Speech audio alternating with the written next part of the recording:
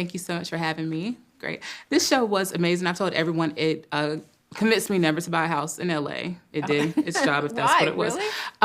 Really? There was a lot. I don't know if my Zillow scrolling maybe prepared me for what happened throughout the show, but it's definitely going to make me create some new stories when I'm looking at certain carpets and things, what possibly could happen. But there were a lot of twists and turns that definitely added to the story, I would guess, of House of Lies, I would say, if I could give it, I guess, a name to it. What was it like trying to, playing the characters that were trying to keep everything together to make a house look pretty, but inside were imploding pretty much? Yeah. Yeah, Right. it was tricky. It was tricky to, we're dealing with a lot, and we're trying to keep it hidden from everybody. So you have to play that you're suffering, but you don't want to show you're suffering. So it was a line to walk there. That was fun though. It was fun to do it, and then to eventually release all that anger in some scenes. Yeah. No, it was a good challenge, really good challenge. And I mean, all comedy, there's so many different tones with comedy. So that's always, no matter how many times you've done a sitcom or a movie that's comedic, the tones are different. So that's always kind of the nerves when you're starting something about like finding the tone. Is there a difference in that as far as like dark humor versus just a comedic show, like the timing versus emotion pool? Well, yeah, I mean, I guess, but also the difference is we still wanted it to be real and not Grounded. tip over into cartoon land, So, and that's a tricky thing, to have characters who could be considered over the top and broad, but still you believe, well, this person does exist. Yeah. Yeah. Yeah, we all have a neighbor like Mr. Bojangles and his Like own. Linda Lavin. I know. She's fantastic. Yeah. So you all, of course, living here in LA, you probably sold a house. Have you ever been in a situation to where you just wanted to get it over with and were sick of the people knocking on the door and ring, and I haven't sold a house. really? I personally haven't. We're going to. But you're not going to be there. I'm not. Right. I mean, the seller usually isn't there. No, but Right. but there are more headaches moving into a house. That's what I'm finding out. I mean, I don't know. We haven't sold the house yet. You're right. I won't be there. I mean, you're not going to say, hi, come on in. You might want to. Right, but my wife we're to. building a house, and it's pretty endless what goes on there. But I know anyway, because that's my personality. When we were looking for houses, we went to one house, and I clocked, no one else did, there was a knife above the door. Oh, no. And I went, nope. What's that for? What's happened here? You automatically start making up stories of why did you need to keep that knife above that door? But it's what you were talking about, like going through Zillow, and you look at a house, and I was always entering a house and saying, okay, I wonder what horrific things happened here. That's my personality. That's why we got along. I know. Because he had the answer of why the horrific knife was. Danger around every corner. Yes. So one great thing about the show also was the different dynamics of relationships for each couple that was in there. You had a couple who was starting a family, wanting to start a family, one who was dealing with loss, and one who was just the hated neighbors across the street for their own reasons. When you think about that and you think about a neighborhood and all those junkets, how does that play into actually creating a show, like you said, that is believable and you have all those people that play those dynamics as far as bringing them in? Well, I think that's the creator, Liz Feldman. Yeah. I think that's what her The draw was. the draw was. Yes, Me and you, yeah. is involving a story where you could see all that, we're all different. They all have different reasons why they want this and that, and we're all experiencing it. And ultimately, we're kind of all the same also. So it was fun. I mean, Yeah. that's what the good thing about this show is. Every couple has a different story. Somebody's going to be able to identify with it. Somebody's starting a family. Somebody's wanting to get ahead in life, whatever. It's kind of what attracted me to the script also. it's not a show that I've been in ever like that. Yeah. And Yeah. I think it was fun. Yeah.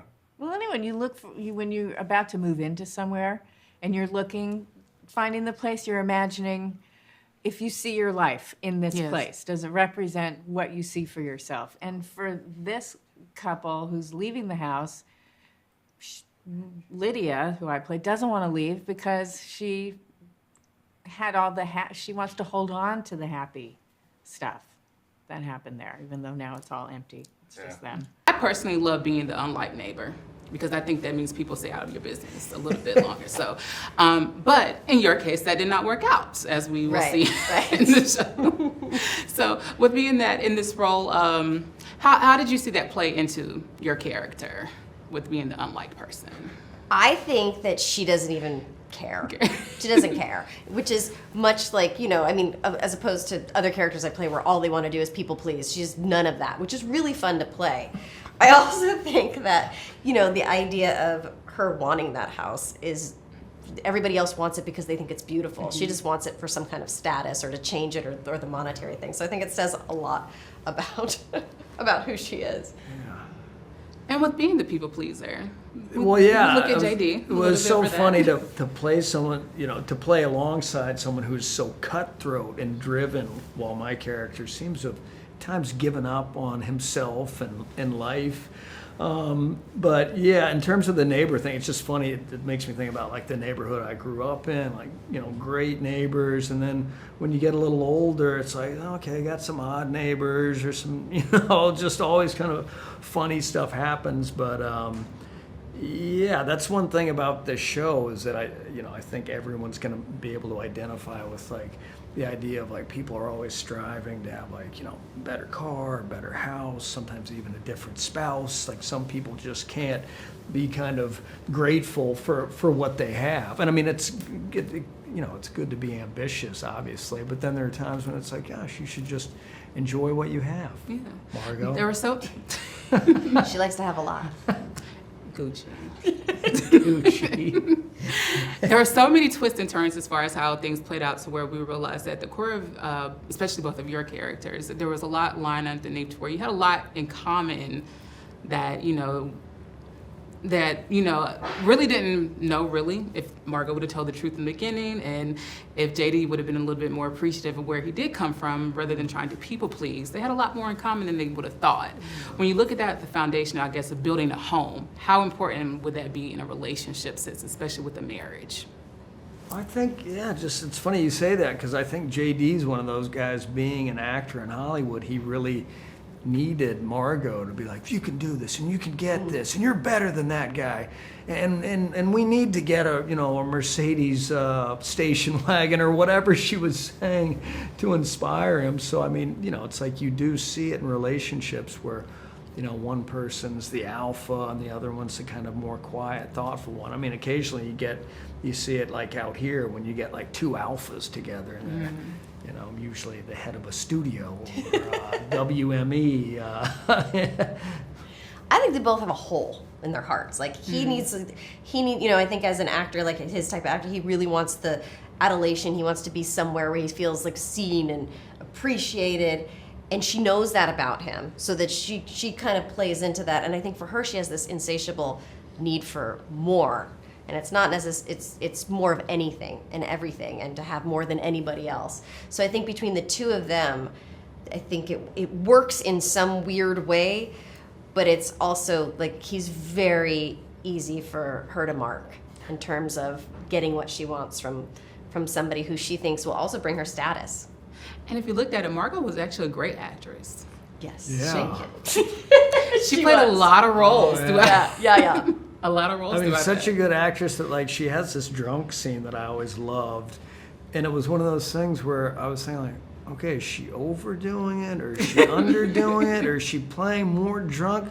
I wouldn't know what Linda was doing as an actor, which as an actor keeps you very involved.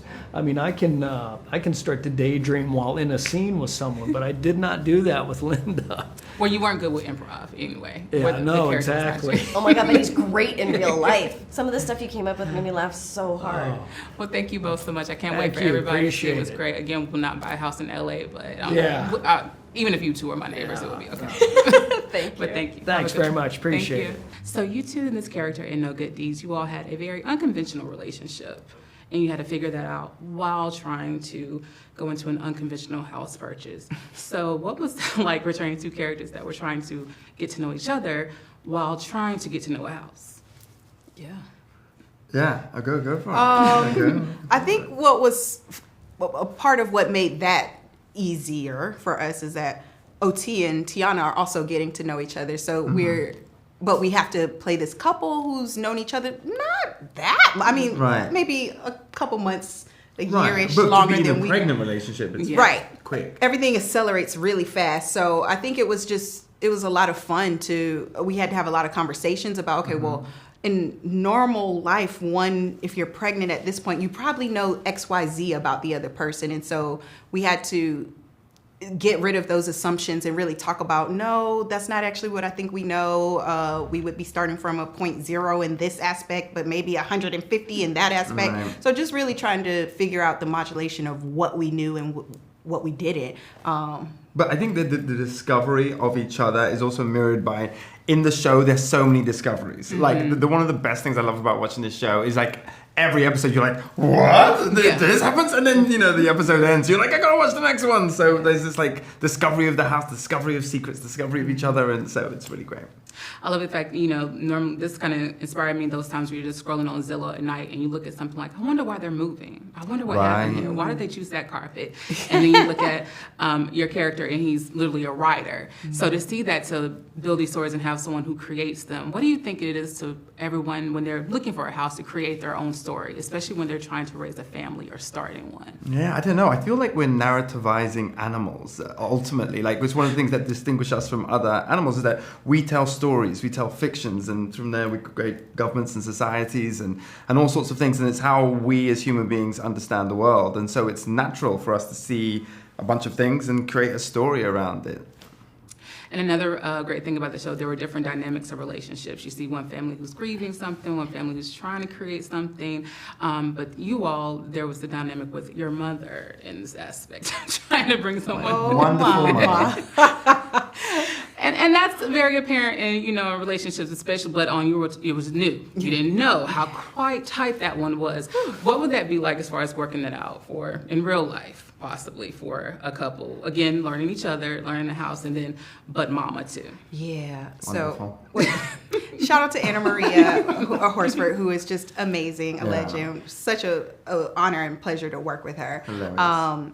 Now, she takes that same energy you see on camera, and her and Dennis decided to give that back to me in real life. So, I'm so sorry. That is my alarm. I'm so sorry. They decided to give that back to me in real life. So, I had to figure out how to not get left out of the crew on many days. She was very motherly. She'd be like, come here. And then she'd look over and leave me Carlo out. and be like, you can stay over there. Stay over there. Nobody Stay over wants there, you. son. It was very funny. But in real life, I think Carla handled it very well because I don't know that Teyonah could do that. I'm What gonna would you need to do? know your mama before. I don't know. You break up with the guy because of his mom? I just feel like I wouldn't get that far Right. as Carla has gotten with Dennis to be in that position. I'm a Virgo. We need to know these things immediately. Yeah. So shout out to my amazing mother-in-law. Not my real life issues. Awesome. What would you do? You would ditch her? Huh? What? Me? Wait, Yeah, I what wanna was know. the question?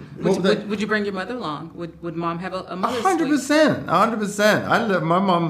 My 100% plan is for my mom to live with me. Like, that's not right your now, mother yeah. in love. Like Oh, we're my asking about mother-in-law? your if you had a very Definitely. overbearing mother in love, what Well, are you gonna do? well, If you it- didn't know. Put yourself in Carla's position. That's what's the question. Okay, yes. Whatever you say. He's trying to get off easy. Are you leaving? No, or basically what? I would. No, I'm a big. I come from a very big family. Yes, you do. I come from multi-gen. It's very common for in my lifetime, my parents and grandparents, but we've all lived together at various points. So that's really natural to me. We just make it work. So your Zillow listing is going to be looking for another house for yourself, pretty much. Yeah, exactly. Yeah, exactly. All right. This was a great show that made me not want to purchase a house. If you could, Lizzie, give me some, I guess, back story as far as what made you want to go into writing this one. Well, I thought of this idea during the pandemic when we were all locked down into our houses and we were literally not allowed to leave. Is everything okay? Yeah. Okay. I just started fantasizing about being literally anywhere else because we were, just so stuck where we were. So I started scrolling through Zillow at night and just fantasizing about living somewhere else. And while at the same time thinking, wow, like our homes in this moment are everything to us. It's what's keeping us safe. It's literally the only place that we're allowed to be. We work from here, we live from here. And I just realized that home, is such a universal and, beloved, but also very loaded, idea. And so that's sort of where the idea originated. And I started looking for a house in the pandemic, saw over 50 places. Every time I walked into a new house, I was like, somebody lived here, somebody loved here, somebody lost here. And I realized it was just like a good template to tell a story. I too usually go through Zillow and like make up stories as far as like what could happen. Why does this room look like this, and why did they pick that carpet? Exactly. And what were they trying to cover up under that carpet? Leaving? Why are they leaving? Exactly. And your character found out why they left, but you also had a hand in creating the why some of the people left. So what was your role, one behind the scenes and in front of the scenes, to kind of bring it to life? Yeah, so I play Leslie Fisher, and I am one of the couples who want the house for sale. And when Liz and I spoke about the role and the project, the first conversation, Liz revealed that my character is partially inspired by her. So I sort of had someone very nearby as sort of an inspiration the whole time we were shooting, and just sort of developing it and just getting to know Liz more. Like, she's always in her role as, creator, director, producer. She's sort of embodying some of the similar things that Leslie is, of like always sort of like eyes on everything, like what's going on, trying to figure out what's next, how to be efficient, all this stuff. And so that was really nice, so that I could look to her and apply it to the character. And Leslie is just like, she's an assistant district attorney, and she's always looking for a clue, trying to figure out what's going on. And so if anyone's suspicious, she's like gonna be on you, which is very fun to play. I think she's less aware of that stuff at home, which is also interesting to play. Like, she's very outwardly like that when she's out in the world, and at home maybe she turns a blind eye sometimes. But I don't want to reveal too much. But that said a lot. But how lucky am I that I get to be in some ways portrayed by Abbi Jacobson? I mean, it's pretty much a dream. I should just be like, Yeah, where does it end? But when you think about writing a show, especially one like this where you have that balance of dark humor, humor and then darkness where they have to intertwine, it's almost like you do kind of get to build a house in a sort of a way, to where you get the bones of it, what you want the foundation to be, but sometimes it's all going to crumble to where you're like, we're going to have to rebuild this. So were there times whenever you were in that process where you realized, this won't work or this will work, and how did those kind of mumble jumbles work out? Like with every show, it is really a process. The writing, it sort of takes on a life of its own. I came into the writer's room thinking, okay, I'm going to tell this exact story with this arc. It's a lot of characters to serve. And, as we unfurl the story, and as I'm sitting in a room with 6 or 7 incredibly talented people who have their own ideas and their own experiences, we sort of put that all into this, really great soup, and, start to sort of, mix it around and cook it up. And it ends up being so much better than what I could have just done by myself. And so I have to give it up to the writers because, they're really talented, and everybody put a lot of themselves into this show. And, of course, sometimes you go down a road and you're like, yeah, this really hilarious thing could happen. Then you kind of realize, like, A, that's too expensive, or, B, that doesn't really feel true to the story, or C, it would be a lot more fun if, Ray Romano's character tried to procure drugs and, was forced to do them, things like that. Awesome. Well, thank you so much. Again, I can't wait for everybody to see this. It was a great show. And again, I'm never buying a house. Thank you so much. Thank you. And Great to meet you. You never know. It won't be like this every time. Yeah, just don't buy Yeah. it. Just Just on that street. Yeah, on that don't street. go to that Exactly. street. Yeah. Exactly. Thank you. All right. Nice to meet you.